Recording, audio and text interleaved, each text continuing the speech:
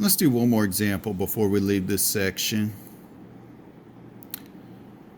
Alright, so we're looking for find an integral from 3 to 6 of f of x dx if the integral from 0 to 3 is -2 and the integral from 0 to 6 is 6. Alright, now what I'd like to start with on this problem is the integral from 0 to 6 instead of starting like part of the way through.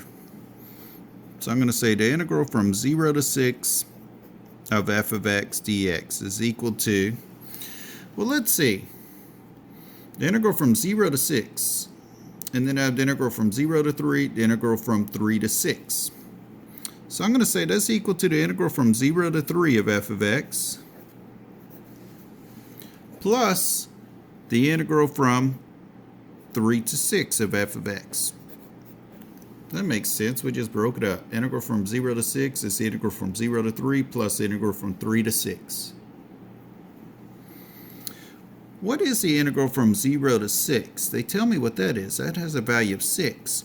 So I'm going to say 6 is equal to, what's the integral from 0 to 3? They tell me that is -2.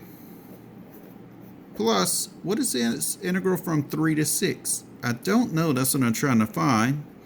So I'm just going to call it the same thing. The integral from 3 to 6 of f of x.